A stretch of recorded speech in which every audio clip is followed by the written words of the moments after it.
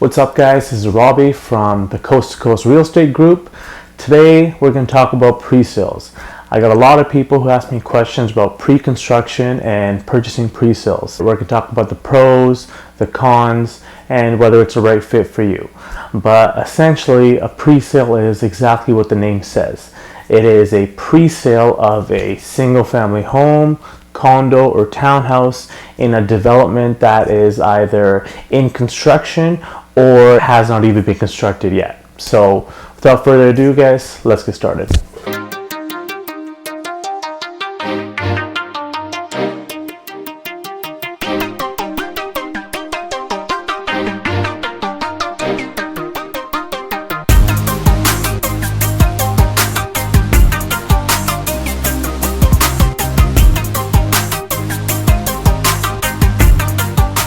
Alright guys, so today we're going to talk about pre-sales. Now I find pre-sales to be a very good investment. I've personally used them numerous times, and it's all about doing your due diligence, right? You got to dot your I's and cross your T's. So before we talk about the pros and the cons, you should always do your homework and study your developer, study the area, and see if it's the right fit for you. So like all things, I like the bad news before I get to the good news. So let's start with our disadvantages. Number one is you're gonna have to pay a 5% GST on newly constructed home. Now there is one way that you can, I wouldn't say avoid it, but if your purchase price is $350,000 or less, then you pay a slightly reduced rate. But being in BC, that's very tough to find, guys. So you're gonna have to bite the bullet when you're buying pre-sales, and you're gonna have to pay that 5% on closing. Number two is mortgage approval. So with pre-sales, generally if they're wood frame, they're going to take about 24 months to complete. If you're trying to buy a condo in a high-rise, you're looking at anywhere between 3 to 5 years for completion. So whether you get approved now, that might not be the same case for, let's say, 3 years down the road. So that's always something to keep in consideration, and know that at a certain point you're going to have to be approved, and you should really know when your completion date is going to be, and make sure you have a means of closing. Another disadvantage is predicting the market. So with the ever fluctuating real estate market, you never know whether your value is going to go up or your value is going to go down.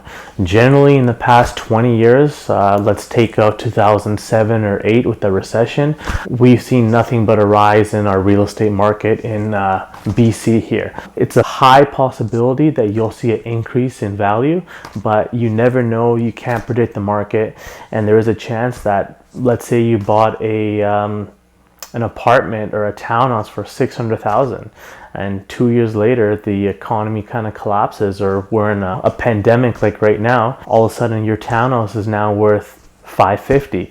That's something that you're going to have to consider, guys.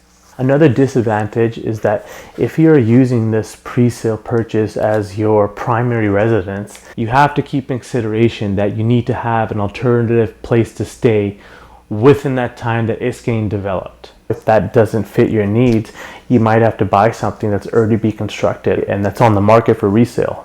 Now let's talk about the benefits of buying a pre-sale. One, you get to pick your color scheme.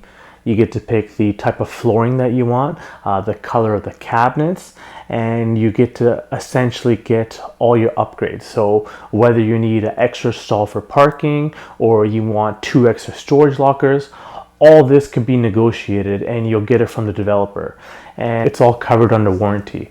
Whereas when you're buying a resale, you're kind of stuck with whatever they're giving you. Essentially, you're putting money down now, but you don't need to qualify for a mortgage until it's complete, which is usually, again, wood frame, 24 months, high rise, anywhere between 3 to 5 years.